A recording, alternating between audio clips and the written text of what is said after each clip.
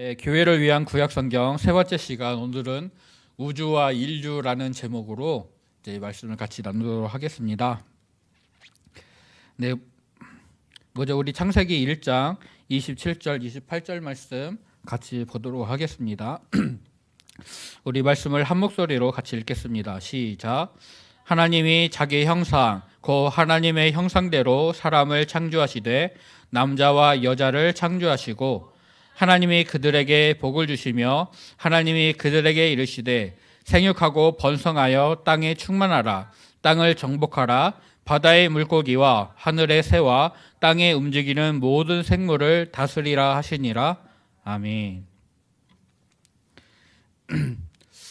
네, 지난주에 어른성경학교 주제가 하나님과 신들이었습니다. 그래서 하나님께서 유일하신 참 하나님이신데, 우리 현대인들의 관점에서는 유일하시다 할 때 하나님이 한 분이시다라고 접근을 하지만, 고대 이스라엘 사람들은 하나님이 유일하시다 할 때 하나님 말고 다른 미천한 신들이 있기는 하지만 하나님처럼 높으신 분이 없다, 하나님처럼 기이한 일들을 행하시는, 그러니까 능력과 권능의 하나님이 정말 여호와 하나님밖에 없다. 그래서 하나님과 비교할 존재가 없다 하여서 유일하신 하나님이다라고 그렇게 이제 그들을 인식하였다라고 이제 말씀을 드렸었고, 그래서 그렇게 말씀을 드렸었습니다.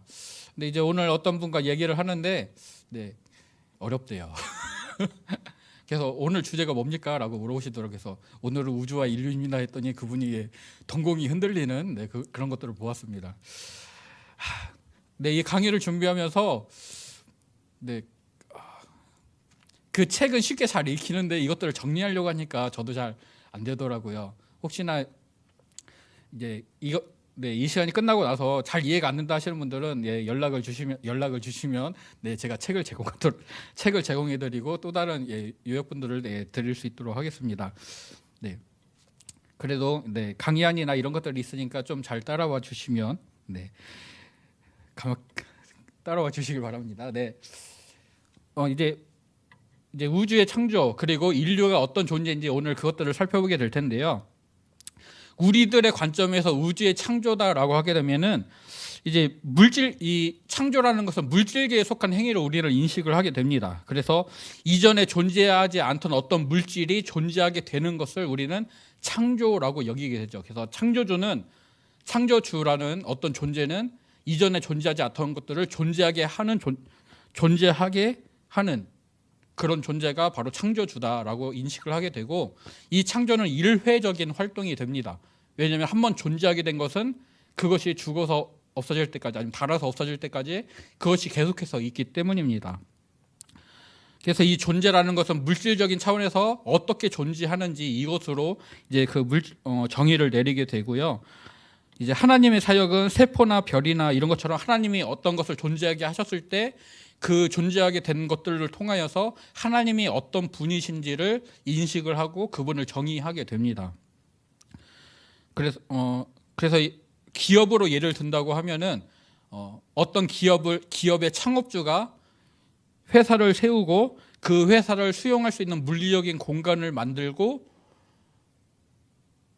그렇게 회사를 꾸려 나가려고 준비하는 것들이 창조의 행위라고 현대인이 보는 창조의 행위가 될 수가 있죠. 그리고 우리가 집을 짓는다라고 할 때 현대인의 관점에서는 용도와 규격에 맞게 주택을 건축하는 것, 어떤 건물을 만드는 것이 이제 창조의 행위가 될 것입니다. 그러니까 어떻게 만들어졌는가, 이것으로 그 존재를 규정하고 그 창조의 행위를 규정할 수가 있습니다. 그런데 고대인의 관점에서는 창조의 핵심은 물질계에서 그것을 어떻게 존재하게 했는가가 아니라 물질계에 존재하는 그것이 어떻게 질서를 찾게 만들었는가가 창조의 핵심입니다. 즉 창조주는 우주에 질서를 부여하고 그 부여한 질서가 계속해서 보존되고 유지되도록 그것을 붙잡고 계속해서 일하는 존재가 창조주인 것이죠. 그래서 존재는 그 질서 잡힌 체계 안에서 역할과 기능을 어떻게 하느냐에 따라서 그것이 어떤 존재인지가 규정이 됩니다.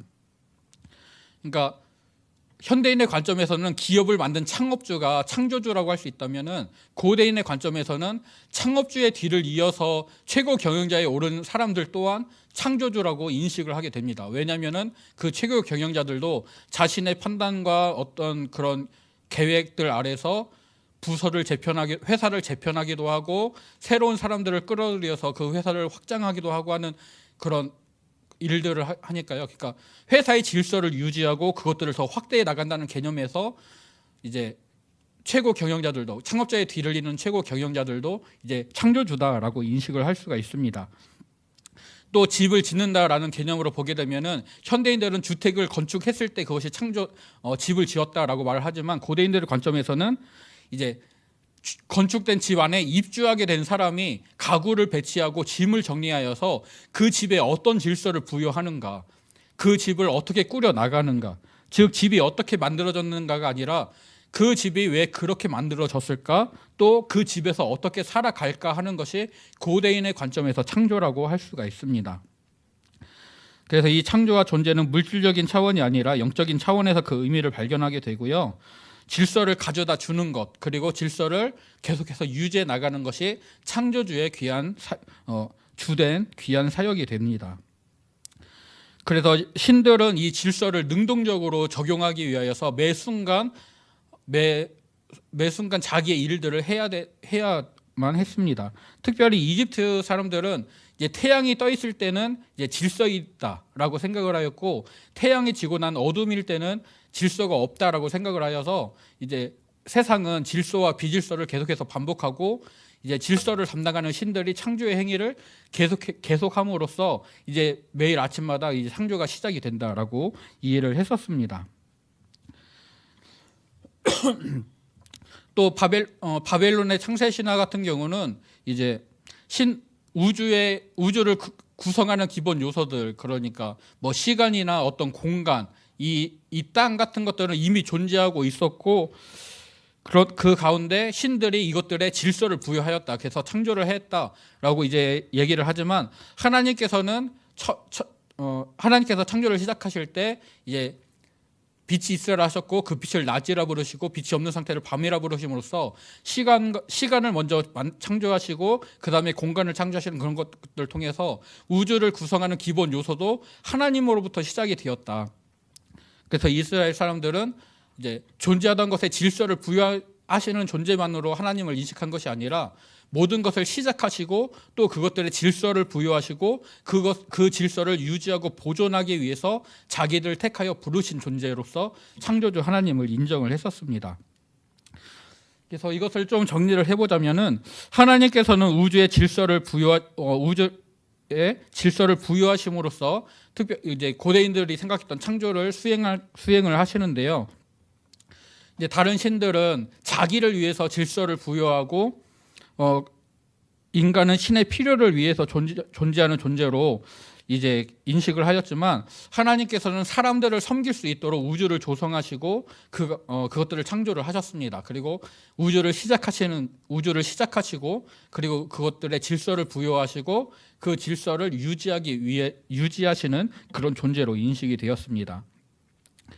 이제 또 창조 후에 하나님이 안식하시는 것은 이 땅에 하나님이 거하실 거룩한 처소를 만들고 그 안에서 자기가 택하신 백성들과 함께 임재하시는 것, 그들과 함께 하시기 위하여서 안식을 하시고 그곳에서 안식하시는 처소에서 하나님이 임재하시고 그곳에서 백성들을 다스리시는 그렇게 이제 그러니까 창조한 신이 자신의 힘을 다하여서 이제 안식을 취한다, 이런 개념이 아니라 자기 백성들과 함께 하시기 위하여서, 그들과 교제하시기 위하여서 안식을 취하시는, 그래서 그 안식은 백성들 가운데 거주하시는 것으로서 드러나는 것으로 구약 성경은 우리에게 말을 해주고 있습니다.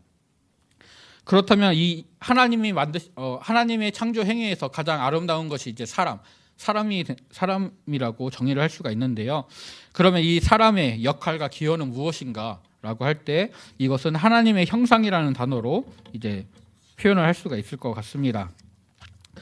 이제 고대 근동에서 이제 신의 형상에 대해서 고대 근동에서 어떤 개념들을 가지고 있었냐를 보게 되면은, 먼저 신의 임재를 현시하기 위해서 제작된 신의 형상, 즉 우상이라는 표현으로 신의 형상을 담은 것이다라고 이제 인식을 하였었고요. 또 다른 두 번째로는 사람들 사이에서 발견할 수 있는 신의 형상, 대부분은 이제 왕이 그런 신의 형상이라고 이제 인식을 하였었는데 그렇게 개념을 잡고 있습니다.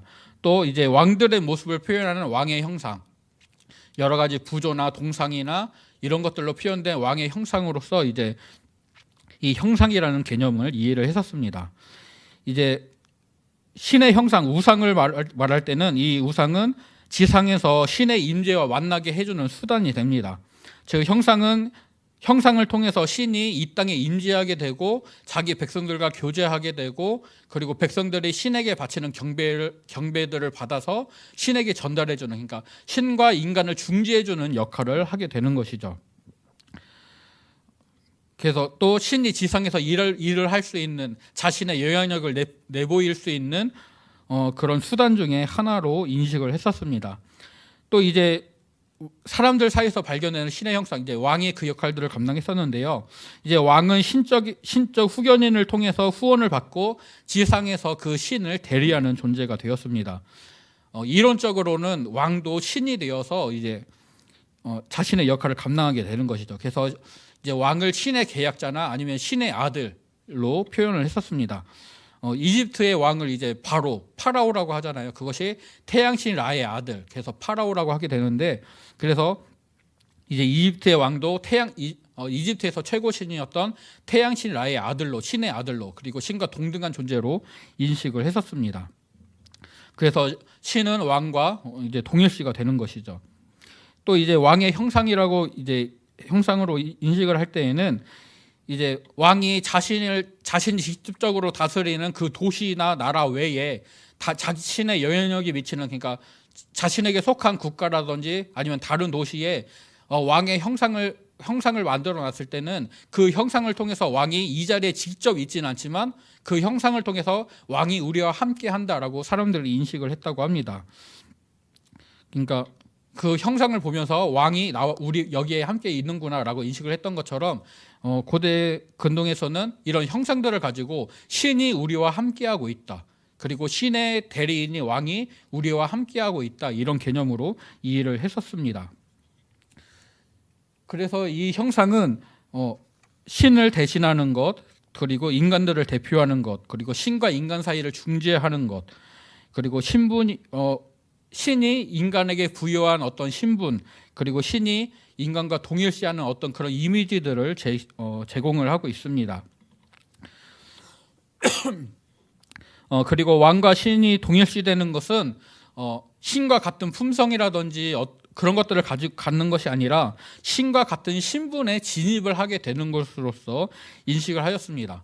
그러니까 그는 사람이지만, 똑같은 사람이지만 신이 그를 택하고 왕으로 세움으로써 이제 신과 같은 지위에 들어가게 되는 것이죠. 그래서 이제 신에게 선택이 받았을 때, 그리고 신과 연결이 됐을 때 보통의 사람과는 다른 존재로서, 그러니까 한 차원 높은 보다 격이 높아진 그런 존재로 인식을 하였습니다.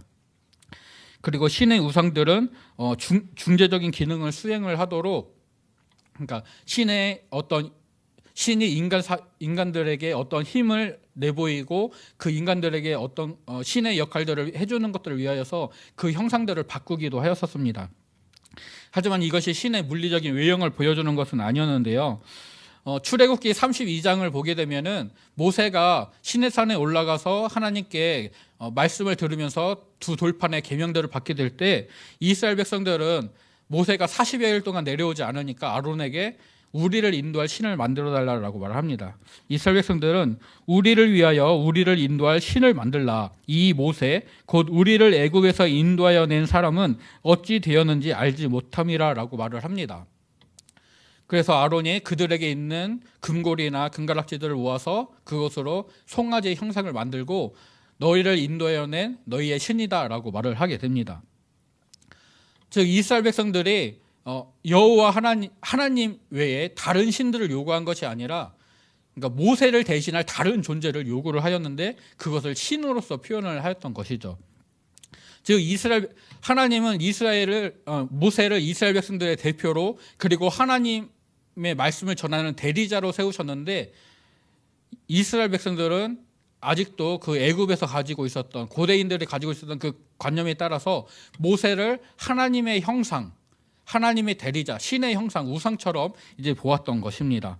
그래서 하나님을 대신하는 모세라는 사람이 없어지니까 그 모세를 대신할 신을 우리에게 만들어 달라고 하였고, 그래서 애굽 사람들이 가장 소중하게 애굽 사람들이 이제 가장 강력한 힘을 가진 형상이라고 생각했던 송아지의 형상을 만들어서 이것이 애굽에서 우리를 인도해 냈던 홍해를 가르고 여러 가지 이적들을 베풀었던 그 하나님이다라고 만들어낸 것이 금송아지 우상이었던 것이죠. 그러니까 이스라엘 백성들의 사고 체계 안에서는 모세를 대신할 하나님이, 그러니까 자신들을 이끌어내는 하나님이 아니라 모세를 대신할 새로운 존재를 만들었고, 그것이 금송아지의 형상으로 나타나게 되었었습니다.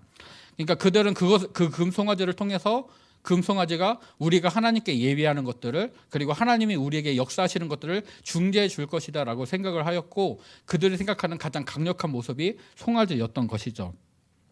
하지만 이미 하나님께서는 그때 이제 우상을 어떤 형상이로든지 하나님을 표현하지 말라고 말씀을 하셨었기 때문에 이제 모세가 그것을 보고 진노하게 되고, 그 이후에 여러 가지 사건들이 다 지금 벌어지게 됩니다.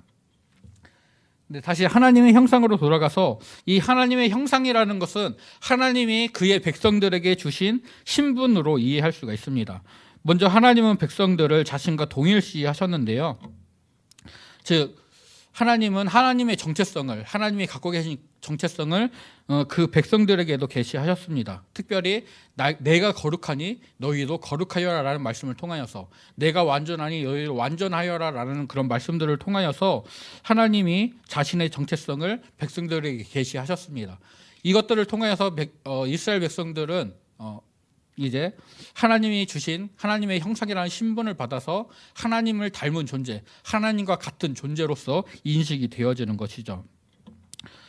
이제 고대 근동에서는 인간들을 신의 필요를 채우기 위한 신의 노예, 신의 종으로서 인식을 하셨습니다. 그런데 성경은 인간을 하나님의 목적을 수행하는 대리인, 하나님의 나라를 전파하고 그 나라를 세워갈 하나님의 대리인이고, 또 하나님이 창조하신 만물의 감독자로서 사람을 바라보고 있습니다. 이제 그 사람을 바라보는 그 관념이 이제 고대 근동과 성경이 분명히 다르고, 그리고 고대 근동의 신들과 하나님도 사람을 대하는 방식 자체가 다르시죠. 그러니까 신들은 자신들의 필요에 의해서 인간들에게 섬김을 받아야 됐고, 그 인간들이 드리는 제사를 통하여서 신들이 먹을 것과 마실 것들이 공급이 되어졌고, 인간들이 바치는 제물을 통해서 신들이 사용할 것들이 제공이 되었는데, 하나님은 그런 것들이 필요하신 분은 아니었습니다. 그런데도 하나님께서는 이스라엘 백성들의 제사를 받으시죠. 이스라엘 백성들도 자신들이 드리는 제사를 통하여서 하나님의 필요를 채우기 위하여서 그 제사를 드리는 것이 아니라, 이 제사를 통하여서 우리가 하나님을 믿습니다, 하나님만을 섬깁니다라는 것을 표현하기 위해서 이스라엘 백성들이 제사를 드렸고, 그 제사를 통해서 하나님이 이스라엘 나라를 보존하시고 이제 보호하시고 보존하신다라는 그런 개념들은 가지고 있었습니다. 하지만 이제 우리들의 섬김으로 하나님의 필요가 채워지는 것이 아니라, 단지 이제 우리가 제사를 드리는 것은 하나님의 백성으로서 그냥 최소한으로 해야 될 일이라는 개념을 가지고 그들은 제사를 드렸었습니다. 이제 인간의 구성 요소를 보게 되면은 현대에서는 이제 3분법이나 2분법으로 보게 됩니다. 이제 인간이 영과 혼과 육으로 구성되어져 있다, 또는 영혼과 육체 두 개로 나눌 수 있다, 이런 모습을 보게 되는데요. 이집트인들은 인간이 육체와 영혼으로 구성이 돼 있다라고 생각을 하였었습니다. 그런데 이 영혼을 구성하는 부분이 이집트인들은 조금 복잡한데요.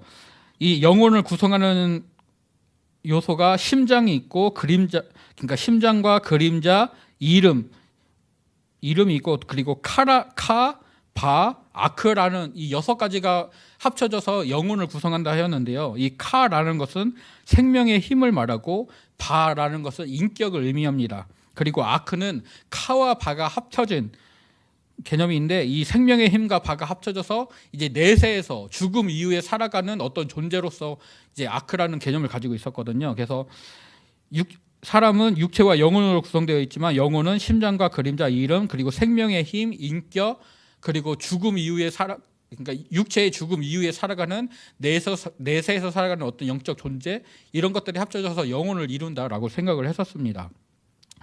또 메소포타미아 사람들은 신이 다양한 재료로 인간을 만들었다라고 이제 생각했는데요. 특별히 사람의 영혼은 신의 살점으로 만들어졌고 사람의 지성이나 자아나 혼은 신의 피에서 왔다라고 인식을 하셨었습니다. 그리고 이스라엘 사람들은 이제 사람에게 네페시와 루하흐가 있다라고 인식을 하였는데요. 이 네페시는 생명, 그리고 루하흐는 호흡을 얘기를 합니다. 창세기 2장 7절에서 이제 하나님께서 땅의 흙으로 사람을 지으시고 그 코에 생기를 불어넣으시니 사람이 생명이 된지라라고 말씀을 하시는데요. 이 생명체가 되었다라고 할 때 이것이 네페시입니다. 그리고 시편 104편 29절에서 하나님께서 호흡을 거두신즉 그 사람 호흡을 거두신즉이라는 말씀이 있는데, 여기서 이 호흡이 루하흐입니다. 그래서 이 이스라엘 백성들은 영혼이나 사람, 육체를 존재하게 하는 생명, 그리고 사람의 마음, 사람의 의지, 그리고 느낌이나 어떤 행동 같은 것들을 표현할 때 네페시라고 표현을 하였었고요. 이제 기운이나 호흡이나 정신 같은 것을 표현할 때 루아흐라고 표현을 하였었습니다. 그래서 네페시, 이 생명은 하나님께서 모든 살아있는 생명체들에게 주신 것으로 생각을 하였고요. 레위기 17장 11절에서 피에 생명이 있다, 생명은 피에 있다라고 할 때 이제 그 생명이 네페시이고, 또 신명기 12장 23절에서 피는 그 생명이다라고 말씀하실 때 피가 네페시다라고 이제 표현을 하고 있습니다. 이 네페시는 처음에는 그냥 목구멍, 숨결이 지나다니는 통로 목구멍을 의미했었는데요. 여기에서 이제 그 숨결을 통해서 사람이 생명을 유지하게 되니까 그 목구멍에서 생명으로, 그리고 생명을 가지고 있는 생물로 이제 그런 개념들이 더욱더 발전을 했습니다. 그래서 나중에는 이것이 이제 생명의 숨결을 목구멍에 지닌 존재로 인식하여서 사람을 표현할 때도 네펫이라고 표현을 하기도 했었습니다. 그래서 사람이 혼수 상태에 빠지면 네펫이가 떠났다, 생명이 떠났다라고 생각을 하였고요. 사람이 호흡, 루아흐를 잃지 않아도 생명 네페시는 잃을 수 있다라고 생각을 하였습니다. 하지만 루아흐를 잃으면 네페시도 같이 잃는다, 호흡을 잃으면 생명도 같이 잃는다라고 생각을 하였습니다. 그리고 각 사람은 하나님의 루아흐를 가지고 있고 이것이 그의 생명을 유지시킨다. 또 모든 피조물들의 루아흐는 결국 그가 네페시 생명을 잃을 때 하나님께로 돌아간다라고 인식을 하였습니다. 네, 그래서 뭐 인간을 뭐 영과 혼과 육으로 보든, 아니면 육체와 영혼의 조합으로 보든, 아니면 신에게서 유래한 어떤 존재로 보든, 아니 이스라엘 사람처럼 호흡과 생명 이것으로 보게 되든, 결국은 인간의 구성 요소를 어떻게 존재하든 간에 사람의 생명이나 호흡이나 인성, 정체성, 그리고 존재, 그 모든 것은 결국 하나님이 주신 것이다라는 것을 성경은 분명하게 말씀하고 있습니다. 즉 우리는 그저 갑자기 존재하게 된 어떤 생물이 아니라 하나님께서 특별한 목적과 계획을 가지시고 이 땅에 존재하게 하신 하나님의 창조물이 되는 것이죠. 그것이 우리 구약 성경은 사람이 어떻게 시작이 되었느냐, 어떻게 만들어졌느냐가 아니라 사람이 왜 존재하게 됐느냐를 보다 중요하게 말씀하고 있습니다. 그래서 인간의 기원 문제를 이거를 그냥 넘어갈까 하다가 그래도 다뤄보도록 하겠습니다. 현대인들은 인간의 기원을 과학적인 시각에서 접근을 합니다. 생물학이나 유전학 같은 것들을 통하여서 인류가 물질적으로 어떻게 존재하게 되었는가, 어떻게 시작이 되었는가라고 이제 시작을 하는데요. 고대인은 인간의 기원을 정체성, 특히 이제 모든 인간은 신들의 창조물이다라고 인식을 하였기 때문에 신들과의 관계에서 갖는 정체성으로 접근을 하였습니다. 그래서 인류의 정체성이 어떻게 구성되고 있는가, 구성되었는가를 가지고 그 사람의 기원을 이제 얘기를 하였습니다. 고대 근동의 문서들은 인류와 땅에서 만들어졌다, 땅을 통해서 만들어졌다, 또는 신의 유해를 재료로 창조되었다라고 말을 합니다. 이 땅을 재료로 했다라고 말할 때는 이제 메소포타미아 일부 지역의 신화에서는 땅의 균열이 일어나는데 그 균열에 있는 부산물을 가지고 사람을 만들었다, 인간을 만들었다라고 말을 하고요. 그리고 이제 어떤 산에 있는 재생 능력이 있는 진흙을 가지고 사람을 만들었다. 그래서 사람이 후손을 만들 수 있다라고 이제 생각을 했었습니다. 또는 이제 죽임을 당한 신의 살과 피를 가지고, 신의 유해를 가지고 사람을 만들었다. 그러니까 어떤 특별한 재료로 이제 인간을 만들었다라고 하고요. 신의 재료로 그리고 만들었다는 것은 사람이 결국은 신과 연결된 존재다라는 그들의 인식을 보여주게 됩니다. 또 사람은 개별적인 사람, 그러니까 저나 아니면 그러니까 저 강충성 아니면 저 뒤에 계신 최윤서 목사님, 이렇게 어떤 개개인으로서 사람이 존재하는 것이 아니라 집합적인 군중으로서 이제 공동체로서 사람들이 창조가 되었다. 공동체로 이제 집합적인 군중으로 창조가 되었다라고 이제 인식을 합니다. 그런데 이제 성경은 이렇게 말씀하죠. 여호와 하나님이 땅의 흙으로 사람을 지으시고 생기를 그 코에 불어넣으시니 사람이 생명이 되니라. 예. 여기서 땅의 흙이라는 것은 영어 성경을 보게 되면 더스트, 먼지입니다. 그래서 다른 어떤 성경은 티끌이라고 번역을 하기도 하는데요. 사람이 땅의 흙, 티끌이나 먼지를 재료로서 창조가 되었고 여기에 하나님의 호흡이 주입되었다. 그래서 사람이 생명체가 되었다라고 이제 말씀을 하고 있습니다. 이 말씀에는 어떤 신적인 요소, 그러니까 신의 살이나 피도 그리고 특별한 재료가 아니라, 그러니까 재생하는 진흙이나 이런 특별한 재료도 아니고 신과 연결된 어떤 것도 없는 그냥 땅의 먼지로부터 사람이 만들어졌다라고 이제 말씀을 하고 있습니다. 먼지로 물건을 만들기가 쉬울까요? 진흙으로 물건을 만들기가 쉬울까요? 예, 당연히 진흙으로 만들기가 쉽겠죠. 네. 그러니까 그래서 이 먼지가 무엇이냐라고 이제 하게 될 때 창세기 3장 19절은 너는 흙이니 흙으로 돌아갈 것이다 라고 말씀을 하시는데요. 이 먼지라는 것은 바람에 흩날려서 없어져 버리는 그런 것입니다. 즉, 이 먼지라는 것은 이제 죽음과 연결되는 것으로서 이제 고대인들은 인식을 했다고 이제 이 학자는 말을 하는데요. 그래서 사람은 결국 죽을 수밖에 없는 존재이다.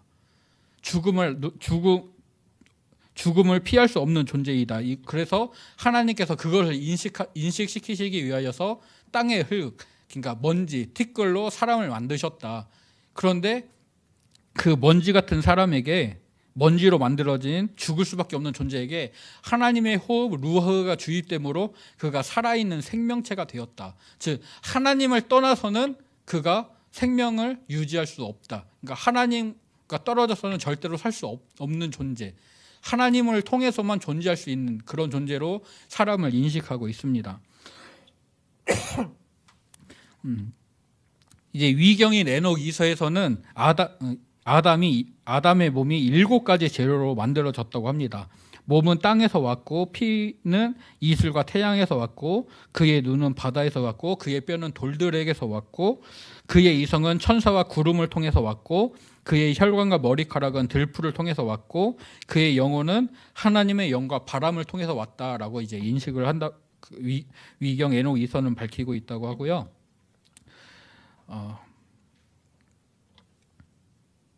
인류의 기원을 얘기할 때 과학자들은 인류의 기원이 최대 수백만 년 전에서 시작이 되었고, 지금 우리들을 과학적으로 분류할 때 호모 사피엔스 혹은 호모 사피엔스 사피엔스라고 분류를 하잖아요. 네.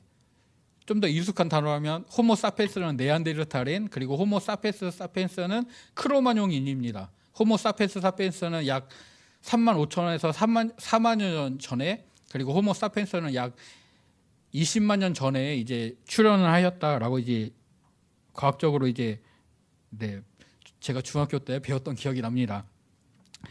이제 그런데 현재 인류의 어떤 유전자 풀, 그러니까 생물 집단 속에 있는 유전자의 정보의 총량을 고려할 때 현생 인류의 조상은 1만 명 정도가 동시에 공동체로 출현하지 않으면은 지금의 어떤 유전자 정보를 구성할 수 없다. 그러니까 과학자들이 얘기하는 거는 성경에서 하나님이 아담과 하와를 창조하셨다라고 말씀하시는데, 그렇게 개인을 만들어서는 지금의 어떤 인류의 어떤 그런 유전자 정보라든지 이런 것들을 이룰 수가 없다.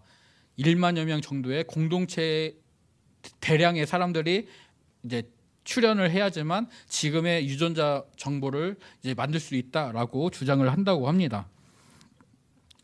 그래서 이 아담을 어떻게 볼 것인가를 이제 주장하는, 어떻게 볼 것인가라는 시각을 제공하는 여러 가지 책들이 있는데요. 아담 타락 원죄라는 책은 이제 창세기의 인류 창조 기사를 문자적으로 믿는데, 첫 아담은 약 18만 년 전에 등장을 하였다라고 이제 주장을 합니다.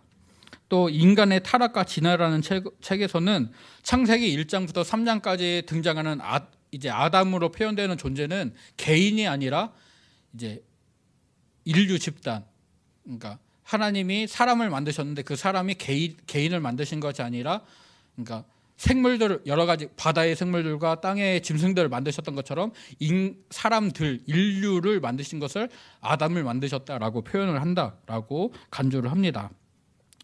이제 제가 이제 이제 주로 이제 강의를 준비하기 위해서 보는 이 책을 쓴 월터라는 저자는, 그가 아담과 하와의 잃어버린 세계라는 책에서 이제 주장을 하는 건데요.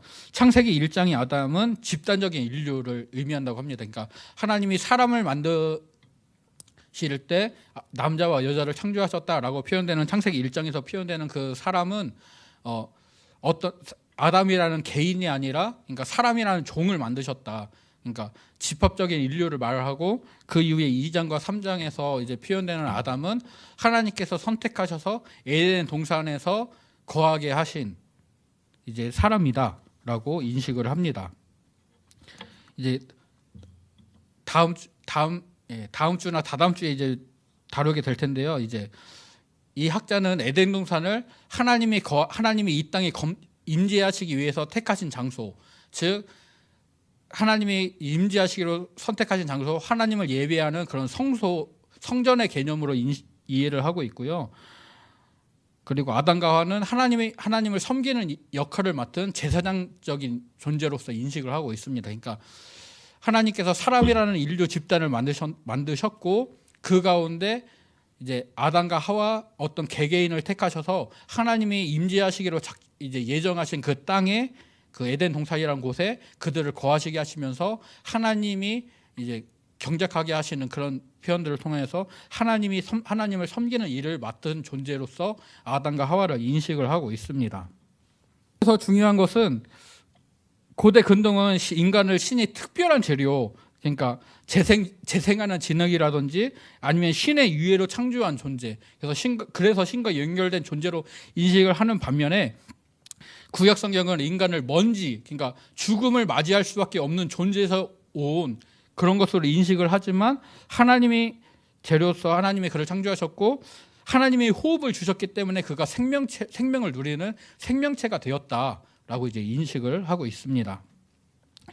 그러면은 인간이 존재하는 목적, 인간의 기능은 무엇인가? 즉 신이 어떤 목적을 가지고 인간을 창조했는가라고 이제 보게 될 때, 고대 근동에서는 신들을 섬기기 위해, 그러니까 인간이 제의를 수행하고 신전에서 신들에게 음식을 제공함으로써 신들의 필요를 채우는 존재로서 인간이 존재했었습니다. 사람들은 이런 자신에게 맡겨진 과업을 수행을 해야지만 신들의 호의를 얻을 수가 있는 것이죠. 즉 이것을 우주적 공생관계라고 표현을 하는데요. 인류는 신들을 섬길 책임이 있고 신들은 인간들의 섬김을 대가로 그 인간들을 돌봐야 될 책임이 있습니다. 이렇게 인식을 하였고요. 이스라엘도 이런 세계관을 일부분은 공유를 했습니다. 하나님께 드려지는 제사나 제물들을 통해서 이제 우주가 하나님의 통치를 따라 질서 있게 운영이 된다라고 인식은 하였지만, 그러나 하나님께 부족한 것이 있는 것, 하나님께는 부족함이 없죠. 하나님은 섬김 받으실 필요는 없는 존재로서 인식을 하였습니다. 즉 이스라엘의 제사 제도는 그러니까 고대 근동의 사람들이 그 제사를 통해서 신들의 호의를 얻고 내가 잘 살아야겠다 이런 개념이라면은, 이스라엘의 제사 제도는 이 제사를 통하여서 하나님이 우리와 함께 하신다. 하나님이 우리에게 임재하신다. 그래서 그 제사를 드릴 때에 그들의 죄악을 대신해서 제물을 죽이고 그것들을 드리는 것들을 통하여서 우리가 거룩하신 하나님을 닮아가는, 그래서 하나님 앞에서 죄악을 없애버리고 하나님 앞에 이제 죄가 없는 존재로 나아갑니다. 우리와 함께 해 주십시오라는 하나님의 임재를 간구하는 그런 것으로서 이제 제사를 드리게 되는 것이죠. 또 인간의 개념 두 번째는 하나님의 형상이 되는 것입니다. 고대 근동에서는 왕만이 하나님의 형상이었습니다. 그런데 구약 성경은 모든 사람이 하나님의 형상이다. 그리고 하나님의 형상이 사람이 어떻게 살아야 되는지, 그리고 사람이 무엇을 위해 살아야 되는지를 분명하게 보여주는 방식이다라고 이해를 하게 됩니다. 네, 잘 안 보이실 수도 있는데요. 인간의 기능과 기원에 대한 관점들을 비교를 해보면은, 고대 근동은 인간이 신의 유해나 아니면 특별한 재료로서 이제 만들어진 신과 연결된 존재로 인식을 하였습니다. 그런데 구약 성경은 먼지로서 만들어졌다. 하지만 하나님의 형상이라는 신분을 받은 존재로 인식이 되고요. 이스라엘 백성들은 여기서 더 나아가서 우리는 하나님께 선택받은 백성이다라고 인식을 하였습니다. 현대 사회에서는 인간을 진화를 하는 존재, 그리고 영장류로 구분을 하죠. 그래서 고대 근동에서는 신을 섬김으로 신이 질서를 유지하는데 우리 인간이 보탬이 된다라고 인식을 하였고요. 구약 성경에서는 하나님 말씀을 따라 이 땅을 정복하고 다스림으로써 하나님의 통치에 동참하고 하나님이 이 우주의 질서를 유지하시는데 동참한다라고 인식을 하였습니다.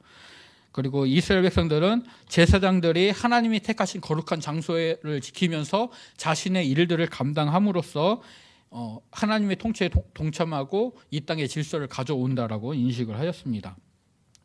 또 인간의 존재 목적은 고대 근동에서는 신들의 필요를 채우는 것, 또 구약 성경은 하나님과의 교제를 목적으로 보고 있고, 구약 이스라엘 백성들은 이제 하나님의 임재를 자기들에게 유지하기 위해서 하나님과의 언약을 이행하는 것으로서 그들이 왜 살아야 되는지, 그들의 삶의 목적이 무엇인지를 인식을 하였습니다. 이제 미래에 대한 기대는, 이제 고대 근동은 이 땅에서의 현상, 신분을 유지하거나 아니면 그 신분이 상승하는 것으로, 그러니까 한 단계 올라가는 것으로서, 그리고 내세에서 인격이 생존한다라고 인식을 하였고요. 구약 성경에서는 내세에서 이제 인격이 생존하고 이제 선조들의 공동체에 참여해서 하나님과 같이 거한다라고 인식을 하였습니다. 또 구약 이스라엘 백성들도 동일하게 인식을 하였었죠. 네, 그런데 이제 이 부분을 다뤄야 되죠. 하나님이 선택하셨던 그 아담과 하와가 이제 타락을 하게 됩니다. 그러니까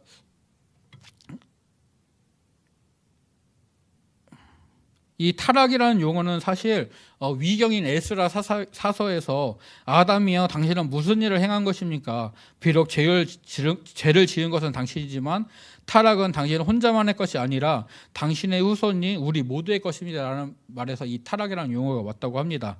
보통은 죄에 빠짐, 이제 불순종, 이제 그렇게 표현을 하게 되죠. 근데 이 저자는 이제 이 불순종이다, 금지된 열매를 먹은 것, 그러니까 불순종이라는 말과 금지된 열매를 먹은 것은 타락의 외적인 표현으로서의 범죄를 가리키는 것이고, 실제 타락은 그들이 하나님과 같아지겠다는 결정을 내린 것이다 라고 이제 주장을 합니다. 즉 선악을 알게 하는 나무는 이제 순종과 불순종, 순종은 선을 알게 하는 지식이고요, 불순종은 악에 대한 지식입니다. 이것을 기회를 제공하는 도구인 것이죠. 그러니까 아담과 하와가 불순종하여서 선악을 알게 하는 나무의 열매를 먹은 것은 하나님께서 우주의 질서를 세우시고 그것들을 운영하시는 주체이신데 그와 같은 자리, 하나님처럼 되겠다. 내가 하나님처럼 돼서 내 스스로 우주의 근원과 질서의 중심이 되겠다라는 그런 마음을 갖는 것, 즉 하나님과 같아지려고 시도하는 것이 실제 타락이고 그것이 그것이 타락이다. 그것이 불순종, 그 열매를 먹는 것으로 나타났다라고 지적을 합니다.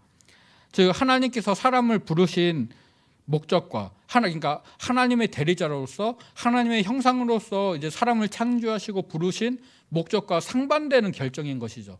하나님께서는 하나님을 대리하는 존재로, 그리고 이제 하나님이 창조하신 것들의 대표로서 사람을 창조하시고 그것들을 하나님의 명령을 받아 다스림으로써 하나님의 통치에 사람들이 동참해야 되는 것인데, 하나님 필요 없어요, 내가 알아서 할게요 라고 사람이 이제 하나님을 제끼고 자기가 그 자리에 앉으려고 한 것이죠. 그래서 하나님처럼 되고자 했던 그 욕심, 그 탐심이 이제 타락의 시작이다라고 얘기를 하고 있습니다. 그런데 사람이 스스로 지혜의 중심이 되겠다, 우주의 질서의 중심이 되겠다라고 했던 그런 행동들은 결국 무질서를 가져오게 됩니다. 하나님의 목적과는 다르게 자신의 뜻대로 살려고 했던 삶은 오히려 하나님이 창조하셨던 그 아름다웠던 창조 세계를 망치고 그 하나님의 창조 세계에서 쫓겨나게 되는, 그래서 하나님의 임재를 겪고 있던 에덴 동산에서 쫓겨나서 하나님과 떨어진, 하나님과 분리된 존재가 되는 것이 바로 타락, 하나님에게서 떨어지게 되는 것이죠. 그래서 하나님께서 특별한 목적을 가지고 사람들을 만드셨는데 그 사람이 하나님과 같아지고자 했던 욕심 때문에 그 하나님의 창조 세계에서 떨어져 나오게 되었습니다. 그래서 이것들을 정리를 하면은 고대 세계의 창조는 질서 체계를 만들고 그것을 보존하고 유지하는 것, 이것을 창조라고 보았고 그 창조의 중요한 행위라고 인식을 하였습니다. 이제 고대 근동의 신들은 이미 존재하던 어떤 것들에 질서를 부여하는 것으로서 그들의 창조를 수행하였지만 이스라엘 백성들은 하나님이 그것들을 만드시고 그것들의 질서를 부여하시고 그것들을 통치하신다. 그래서 하나님은 창조자다라고 인식을 하였습니다. 그래서 기업의 창업주와 최고 경영자들, 또 주택 건축자와 그 주택에 입주하는 사람들의 예를 통하여서 이것들을 말씀을 드렸죠. 인간이 어떻게 구성되었든 그의 생명이나 호흡이나 인격, 적지성, 존재 모든 것은 하나님으로부터 부여받은 것이다 라는 것을 구약 성경 분명히 말씀해주고 있습니다. 또 사람은 먼지에서 온 죽을 존재입니다. 죽을 수밖에 없는 존재이죠. 단 그에게 하나님의 호흡, 루하가 주어졌을 때 그는 생명체, 살아있는 존재가 됩니다. 하나님과 떨어져서는, 하나님과 분리되어서는 절대로 살 수가 없는 존재이죠. 또 사람에게는 하나님의 형상이라는 신분이 주어졌고요. 하나님은 인간을 하나님을 섬길 노예가 아니라 하나님의 대리자로 부르셨습니다. 이 말씀들을 놓고 보면은 사람은 먼지에서 온 죽음을 피할 수 없는 존재입니다. 그런데 하나님의 형상을 그들이 부여받음으로, 하나님의 호흡을 부여받음으로 그들이 먼지를 초월하는 하나님의 형상, 하나님의 대리자, 하나님의 동역자라는 신분을 얻게 되는 것이죠. 이스라엘 백성들도 그들이 받은 언약으로 말미암아 하나님의 백성이라는 특별한 신분을 부여받고